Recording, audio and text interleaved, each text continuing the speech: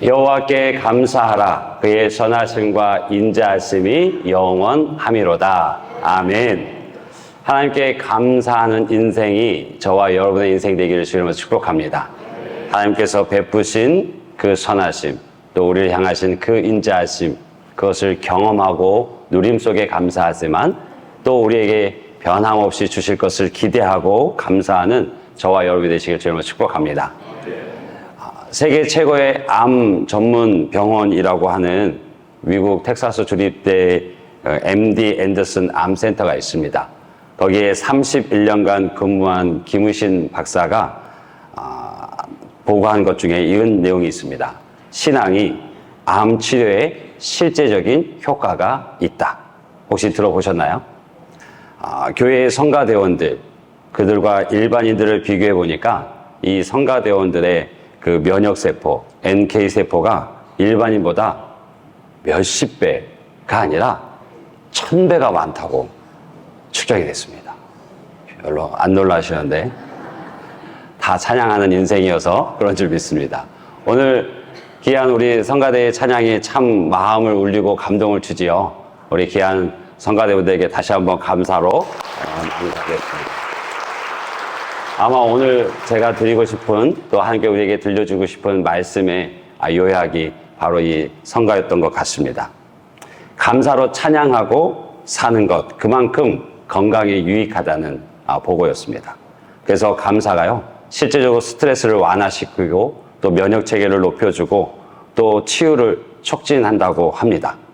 그리고 혈압도 떨어뜨리고요, 소화 기관도 좋게 한다고. 그래서 오래전에 1988년도에 그 두 의사가 실험 연구한 그 듀크 대학의 두 의사의 그 실험 연구에 따르면 매주일 교회에 나와서 찬양하고 감사하며 예배하는 사람들은 그렇지 않은 사람들보다 수명이 더 길다고 그래요. 몇 년 정도 길까요? 7년이 더 길다고 합니다. 이것도 별로 안 놀라시는데 우리가 그 찬양 가운데 있어서 다 장수하는 우리 진주 갈릴리 교회입니다. 그래서 정말 하나님을 찬양하고 하나님 앞에 감사하는 것, 그것이 얼마나 귀한 일인지, 단순히 신앙적인 우리의 어떤 마음적인 부분이 아니라 실제 우리 육체 가운데도 그 모습이 나타나고 있고요. 그래서 존 헨리 박사도 얘기하기를 감사는 최고의 항암제요, 또 최고의 해독제요, 방부제라고 얘기까지 했습니다. 그래서 우리가 1분간 기뻐하고 웃고 감사하면 24시간 그 면역체가 생기고 1분간 화내고 짜증내면 6시간 동안 그 면역체계가 떨어진다고 합니다. 갑자기 표정이 밝아지시는 것 같아요. 그래서 우리 안에 그 감사가 끊이지 않는 인생 되시길 주님으로 축복합니다. 탈무드에도 보면요, 이렇게 돼 있어요. 세상에서 가장 사랑받는 사람은 모든 사람을 칭찬하는 사람이고 가장 행복한 사람은 감사하는 사람이다. 그 말이 맞는 것 같습니다. 감사하는 그 사람이 가장 행복한 삶이고, 제가 축복해 드렸던 시편 126편, 136편 그 1절부터 26절까지 있는데요. 거기에 같은 말이 계속 반복됩니다. 26번 반복됩니다. 여호와께 감사하라. 그 인자하심이 영원함이로다. 그 은혜를 아는 저와 여러분이 되길 주님으로 축복합니다. 그래서 우리가 살아가는 그 삶의 그 작은 것 하나도 감사함으로 저 앞에 나아가기를. 요즘은 핸드폰 안에 그 앱도 여러 가지 많이 발달해 좋은 것들이 나와 있는데, 그 중에 하나가 그 한 줄 감사하기라는 것도 있어요. 그래서 바라기는 여러분들이 하루하루 또 감사 일기를 쓰시는 분도 있겠지만, 여러 가지 상황에 바빠 못 하시다면 그냥 핸드폰에 그냥 메모하셔도 좋고, 아니면 그런 앱을 이용해서 그날 아니면 그 순간에 하나님께 감사할 일들을 하나씩만 적어보는 것도 큰 은혜가 되리라고 믿습니다. 그러면서 저에게 주신 은혜는 늘 먹는 밥 한 끼도 은혜다 였습니다. 여러분은 어떠십니까? 늘상 먹는 그 밥, 늘상 동일한 반찬과 메뉴일지 몰라도 그것조차도 하나님의 은혜입니다. 바라기는 우리가 호흡 있는 동안 하나님께 감사만 하는 인생, 그런 행복한 인생 되시길 주님으로 축복합니다. 오늘 말씀을 보면 오순절 날에 주님께서 약속하셨던 성령이 그 제자들에게 사모하는 심령에 부어진 사건입니다. 저는 성경학교나 수련회 때 이렇게 교회 예배를 가면 우리 아이들에게 묻습니다. 너는 커서 뭐가 될래? 넌 꿈이 뭐니? 라고 묻습니다. 그러면 아이들이 꿈이 있어도 조금 이렇게 어색해서 답하지 못하는 경우도 있지만 대부분 꿈이 아직 없어요. 꿈이 없어요. 심지어는 청년들조차도 꿈이 내가 어떻게 살아야 하지? 무엇을 위해 살아야 할지도 정해지지 않은 경우가 의외로 많습니다. 그 질문을 제가 감히 오늘 우리 성도들에게 묻고 싶습니다. 여러분들의 꿈은 무엇입니까? 표정이 갑자기 굳어지세요. 꿈은 무슨 꿈, 이 나이에. 그렇죠? 꿈이라 할 것도 없습니다라고 대답하는 경우가 장년들에게 많은데 그 질문을 바꿔서 이렇게 또 물어보면 어떨까요? 인생에 불평이나 불만도 없으십니까? 그러면 많을 거예요. 그렇죠? 이 질문에 대한 대부분은 그럴 리가 없다. 불평과 불만이 어떻게 없을 수 있겠나? 어떻게 인생에 불만이 없을 수 있겠나라고 반문하실 거예요. 근데 이 불평과 불만을 다른 시각에서 본다면 불평이란 우리가 기대한다는 것이 있다는 뜻입니다. 또 불만이라는 것은 바꿔보기를, 개선하기를 원하는 무언가가 있다는 뜻이기도 합니다. 그렇다면 우리는 그리스도인들로서 이 불평과 불만을 하나님께서 주신 꿈으로 어떻게 승화시킬 수 있을까? 그것에 고민이 닿게 되어집니다. 이것을 위해서 우리가 날마다 주의 말씀을 읽고 묵상하고 우리의 삶 속에 그 하나님의 계획하심이 무엇인지를 묻게 되는 것입니다. 우리가 매일 기도하는 이유도 여기에 있습니다. 기도를 한다는 것이 무엇입니까? 마음의 소원이 있다는 거죠. 기도를 한다는 것은 바라볼 방향이 있다는 것이고 또 인생을 살아가는 어떤 이유가 있다는 것의 반증이 기도한다는 것입니다. 그래서 기도하는 사람들에게는 하나님의 그 인생을 어떻게 살 것인가를 가르쳐 주시고 또 꿈을 허락해 주십니다. 여러분, 실상 우리의 삶의 그 인생길은요, 나를 향하신 하나님의 계획, 또 내게 주신 하나님의 꿈을 확인하는 걸음이 인생입니다. 그래서 꿈을 가진 인생은요, 삶이 기대됩니다. 삶이 즐겁고요, 그 꿈을 위해서, 이루기 위해서 노력하게 되어집니다. 반면에 꿈이 없는 인생은 삶이 지루합니다. 기대할 것도 없고 그저 쳇바퀴를 도는 인생과 같다고 여겨서 그날이 그날이라고 얘기를 합니다. 여러분은 어떤 인생을 살아가고 계십니까? 열심히 살다가 순간순간 찾아오는 그런 때 말고 여러분의 인생의 전반을 봤을 때 정말 기대가 되어지고 또 즐겁고 무언가를 이루기 위해 노력하는 삶입니까? 아니면 그냥 살아가는 인생, 이렇게 저렇게 그렇게 동일한 인생의 체념의 삶을 걸어가고 있습니까? 또 반대로 내가 지금 기도하지 않는다면 그것은 내 인생 어떻게 살아도 관계없다고, 어떻게 살아도 괜찮다는 일종의 포기라고도 볼 수 있습니다. 소원이 없고 기대할 것도 없고 바라볼 목표가 없으니 기도하지 않게 되어지는 거죠. 바라기는 우리 각자가 꿈을 꾸고 살아가는 하나님의 백성 되시길 주님으로 축복합니다. 그 꿈이 크든지 작든지 꿈의 크기가 중요한 것이 아니라 그 꿈을 소중하게 여기고 하나님과 함께 나아가는 그런 하나님의 백성들 다 되시기를 주님으로 축복합니다. 하나님도요, 그 꿈이 있으셨어요. 그리고 그 꿈을 이루기 위해서 지금도 쉬지 않고 일하십니다.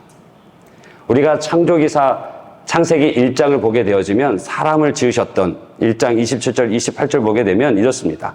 하나님이 자기 형상 곧 하나님의 형상대로 사람을 창조하시되 남자와 여자를 창조하시고 하나님이 그들에게 복을 주시며 하나님이 그들에게 이르시되 생육하고 번성하여 땅에 충만하라.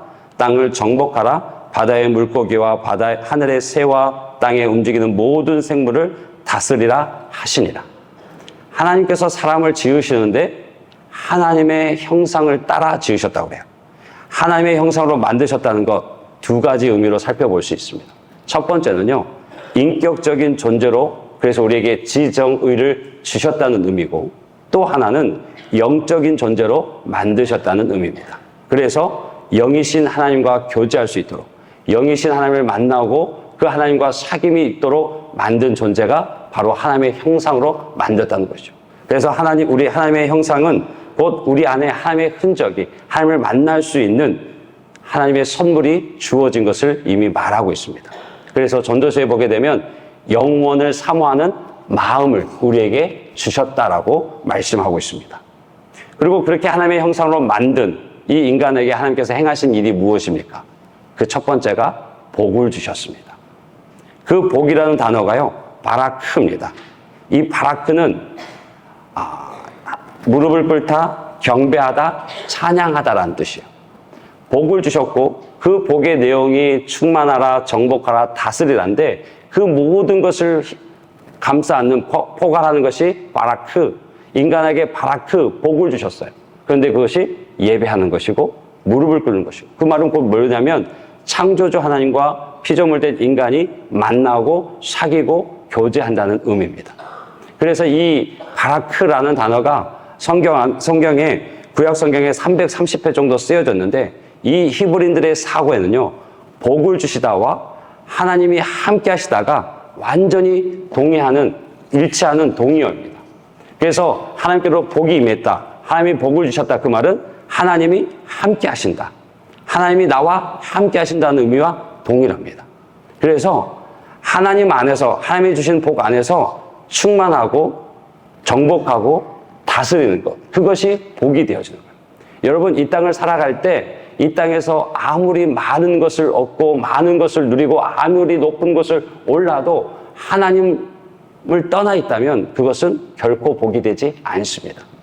하나님 안에 있을 때 채우시는 것이 복이 되어지고, 하나님 안에 있을 때, 하나님과 함께 있을 때 높이시는 것이 복이 되어집니다. 그래서 하나님과 함께 한다, 하나님께로부터 복을 받다, 그것이 동의어예요. 바라기는 그 은혜와 복으로 살아가는 저와 여러분이 되는 줄 믿습니다. 하나님은요, 당신과 함께하는 우리를 만드셨어요. 즉 하나님의 꿈은 우리와 함께 하시는 겁니다. 그러기 위해서 하나님의 형상으로 만드셨고 하나님께서 바라크, 복을 주셨어요. 그런데 이 하나님의 꿈이 깨어져 버립니다. 이 꿈이 산산조각 나버립니다. 그 이유는 잘 아시죠? 우리를 대표하는 아담의 죄로 인해서 하나님께서 에덴 동산의 중앙에 두신 그 선악과를 따먹지 말라 했음에도, 그 따먹으면 반드시 죽게 될 것을 경고하셨음에도 불구하고 아담은 하나님의 말씀을 귀담아 듣지 않았습니다. 그리고 그것을 먹게 되면 눈이 밝아져서 하나님과 같아질 것이라는 교만의 생각이 결국 그 하나님의 금기어를 어기게 되어지고 그는 그 죄의 삭수로 사망에 이르게 되어집니다. 돌이킬 수 없는 그 죄의 늪에 빠지게 되어집니다. 거룩하신 하나님과 죄인된, 또 죄에 빠진 우리는 함께 할 수가 없습니다. 하나님은 우리와 함께 하기 위해서 우리를 하나님의 형상으로 만드셨고 그 에덴 동산에 두시면서 복을 주셨는데 그것을 깨게 만든 것이 우리 자신이었고 그것이 죄라는 것입니다. 결국 그렇게 하나님의 꿈은 깨어져 버렸습니다. 그리고 그렇게 사라지는 것 같았습니다. 그런데 하나님은 비록 당신이 사랑하는 아담과 하와와 함께 하진 못하지만 그들을 포기하시지는 않으셨습니다. 그들이 에덴 동산에서 떠나야만 했을 때 그들을 위해서 하나님께서 친히 가죽옷을 지어서 입히셨습니다. 하나님의 꿈을 포기하지 않으시는 증거입니다. 그렇게 깨어진 하나님의 꿈, 그것을 다시 회복시킨 이가 바로 예수님이십니다. 예수님의 이 땅에 오신 기사를 보게 되어지면 마태복음 1장 23절에 보라, 처녀가 잉태하여 아들을 낳을 것이요 그의 이름은 임마누엘이라 하리라 하셨으니 이를 번역한즉 하나님이 우리와 함께 계시다 함이라. 온 백성에게 미칠 큰 기쁨의 좋은 소식이 바로 구주 예수님이신데 그분의 이름이 임마누엘이고 그 임마누엘의 뜻이 뭐예요? 하나님이 우리와 함께 계시다. 그 예수님을 통해서 깨어져 버린 하나님의 꿈이 다시 실현되고 있음을 보여주고 있습니다. 예수님께서 34년, 공생의 3년을 마치시고 마지막 십자가 앞에 그가 기도하셨습니다. 그 땀방울이 핏방울이 되도록 기도하셨습니다. 그 기도가 요한복음 17장에 나와 있는데요. 그 기도의 마지막 즈음에 24절에 이렇게 기도하십니다. 아버지여, 내게 주신 자도 나 있는 곳에 나와 함께 있어 아버지께서 창세 전부터 나를 사랑하심으로 내게 주신 나의 영광을 그들로 보게 하시기를 원하옵나이다. 지금 십자가 그 골고다 언덕을 눈앞에 둔 그분이 기도하시는데 그 간절한 마음의 소원이 뭐였냐면 내게 주신 자 그 역시 나 있는 곳에 있게 해 주십시오. 함께하게 해 주십시오. 그게 주님의 간절한 기도였어요. 세상에 자격 없는 죄인들, 그들 중에 하나님께서 예수님께서 보내주신 자들, 그들을 위해서 기도하고 계시는데 그들이 누굽니까? 예수님이 십자가에서 죽으시고 부활하신 구원자로 믿는 이들, 예수님을 주인으로 믿는 이들, 예수님을 세상의 그 무엇과 비교할 수 없는 보화로 영접한 그들이 바로 하나님께서 주신 자들이고 그리스도인들입니다. 바로 저와 여러분이 그 한 사람 한 사람인 줄로 믿습니다. 그들을 위해 기도하시는 거예요. 마지막 주님의 품에 안기기 전에, 마지막 그 십자가를 지시기 전에 내게 주신 자 한 사람도 잃지 않고 그 한 사람 한 사람이 다 나와 함께 있기를 원합니다. 주님이 바라셨던, 마지막까지 바라셨던 것이 함께 있는 것. 그러면 다시 창세기로 넘어가면 하나님께서 하나님의 형상대로 지으시고 우리에게 복 주신 이유가 무엇입니까? 하나님의 꿈이 무엇이었습니까? 우리와 함께 하시는 거였습니다. 그 꿈이 다시 예수님을 통해서 실현되어지는 것입니다. 그래서 아버지께서 창세전부터 나를 사랑하심으로 내게 주신 나의 영광을 그들도 보게 해 주십시오. 하나님께서 나와 함께 하심을, 그들도 하나님과 함께함을 보고 알게 해 주십시오. 하나님을 만나고 하나님과 사귀고 하나님을 예배하고 하나님과 함께하는 복을 그들이 얻고 누리게 해 주십시오라고 말씀하고 있는 것입니다. 바라기는 이 은혜가 저와 여러분 가운데 중단 없이 계속되어지는 하나님의 선물이 되길 주님으로 축복합니다.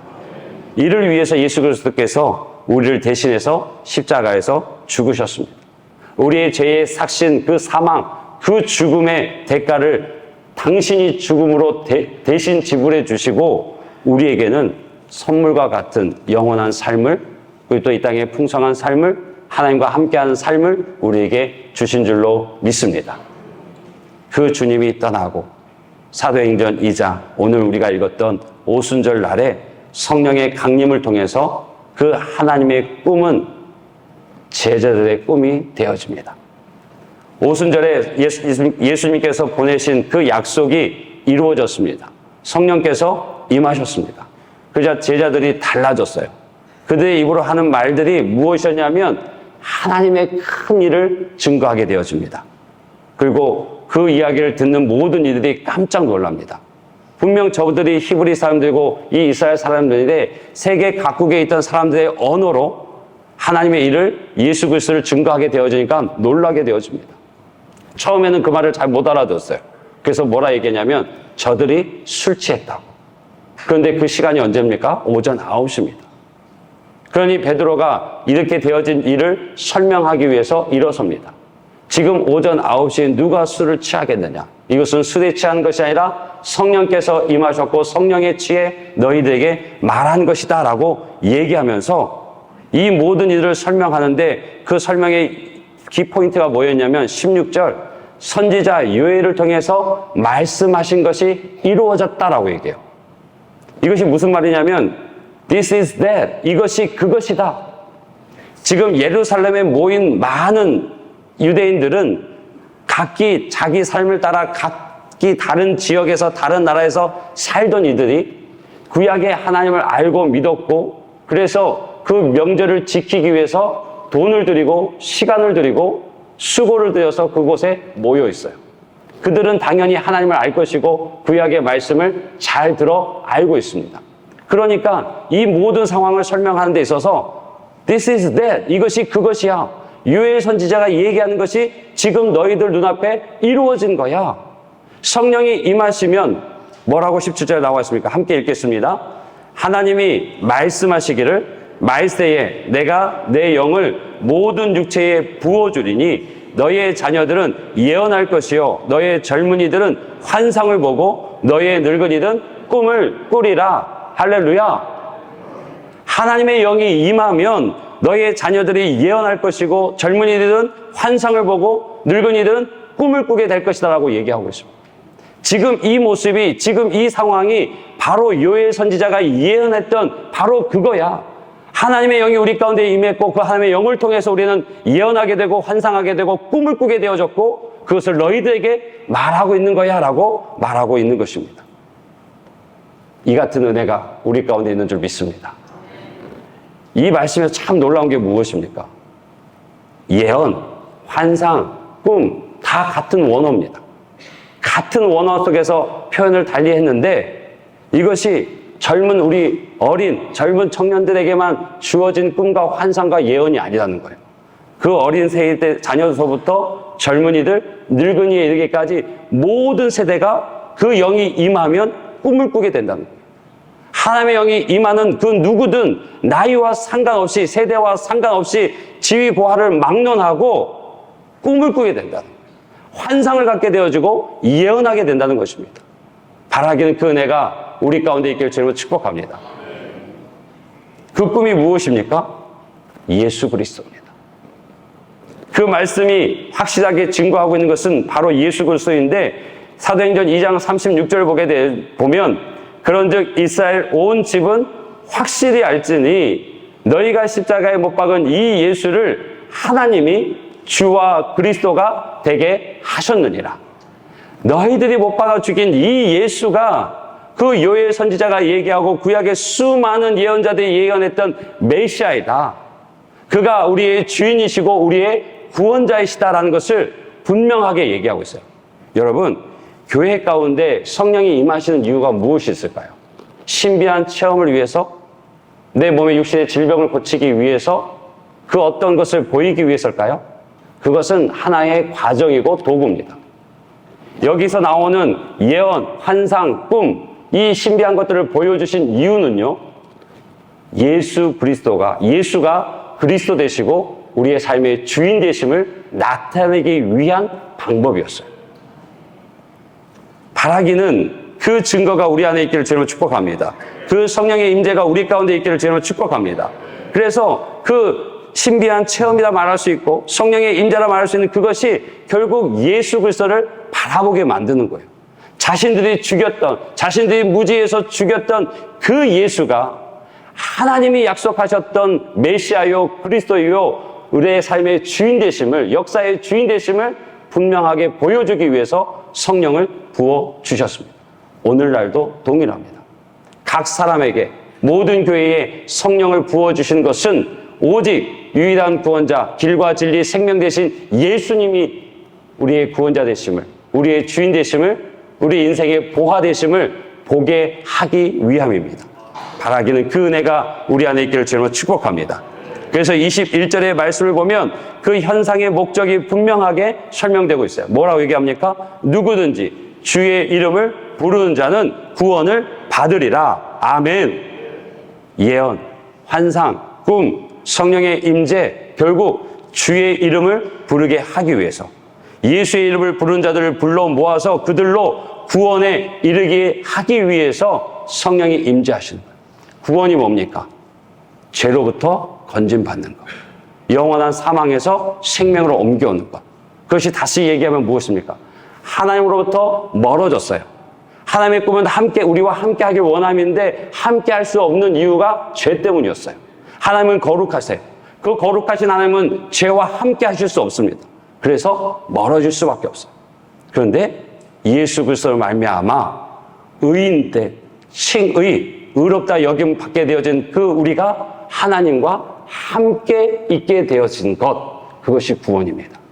그것이 하나님의 변하지 않는 꿈이었고 지금 이 순간에도 바라시는, 그리고 주님께서도 간절히 기도하셨던 그것이 바로 이 구원이고 하나님의 꿈입니다. 그렇게 성령을 입은 베드로와 그곳에 모인 모든 이들은 이제 예수 그리스도를 보게 되어지고 예수 그리스도가 예수님이 나의 그리스도시요 나의 주인 되심을 고백하게 되어집니다. 그리고 증거하게 되어집니다. 그래서 성령으로 충만한 사람, 성령에 충만한 사람은요, 다른 어떤 것이 나는 것이 아니라 예수님이 나의 구주시라는 것, 그것을 고백하는 사람입니다. 예수님의 증인이 되는 사람입니다. 여러분, 증인이 그 법정에 설게 될 때 선서하잖아요. 그렇죠? 위증하게 되면 벌 받는다고. 그렇죠? 아닌가요? 맞는데 맞다 하지 않아도 벌을 받고요. 아닌데 맞다고 해도 벌을 받습니다. 성령의 임재가 있는데 하나님 예수님을 나의 구원자로 모시고 나의 주님으로 모시는데 그것을 부인하면 그건 위증죄고요. 아직 주님을 만나지 못했는데 아직 성령이 내게 임하지 않았는데 그런 척하는 것도 위증죄입니다. 바라기는 이것을 함께 예배하는 우리 모두는 그 성령의 임재 속에서 주님의 그 증인된 삶을 힘있게 살아가시기를 주님으로 축복합니다. 예수님이 그 17장 기도의 마지막 절에 이렇게 기도하십니다. 내가 아버지의 이름을 그들에게 알게 하였고 또 알게 하리니 이는 나를 사랑하신 사랑이 그들 안에 있고 나도 그들 안에 있게 하려 함이니이다. 무슨 말입니까? 주님이 오셔서 아버지의 이름, 하나님의 그 이름을 그들에게, 우리에게 알게 하였고 또 알게 하신답니다. 그 이유는 왜 그렇게 하냐면 나를 사랑하는 그 사랑, 아버지의 사랑, 성부 하나님이 성자 하나님을 사랑하시는 그 사랑이 누구 안에 있어요? 우리 안에. 그들 안에 있고 나 역시도 그들 안에 있다. 함께 한다는 것을 말씀하고 계셔요. 이것이 하나님의 꿈입니다. 이것이 예수님의 꿈이었고 이것이 성령님께서 행하시는 일이십니다. 예수 그리스도를 통해서 예수 그리스도 안에서 하나님의 꿈이 이루어졌습니다. 그 하나님의 꿈이 이루어진 이가 누굽니까? 바로 여러분과 저입니다. 그 하나님의 꿈이 이루어진 이가 바로 여러분 자신이에요. 아멘이십니까? 안 믿어지십니까? 그 십자가의 사건을 통해서 하나님의 꿈이 이루어졌고 성령을 통해서 그것을 알게 하셨으니 저와 여러분이 하나님의 꿈입니다. 하나님의 꿈의 실체입니다. 믿으십니까? 한번 옆에 분들 인사하실까요? 내가 하나님의 꿈입니다.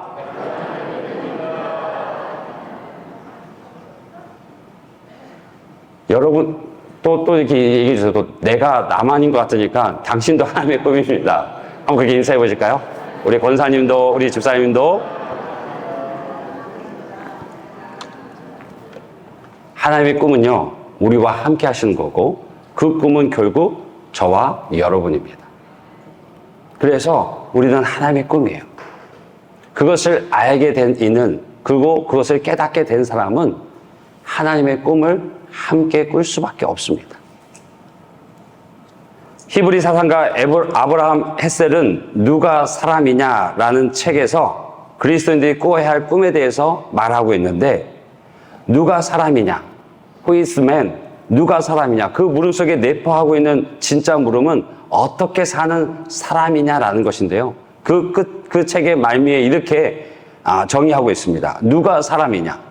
하나님의 꿈과 계획을 함께 품고 해산의 고통을 겪는 존재, 세계를 구원하고 땅과 하늘을 화해시키는 하나님의 꿈, 그분의 참된 형상이며 그분의 지혜, 정의, 그리고 사랑을 반영하는 인류에 대한 그분의 꿈을 함께 꾸는 존재다.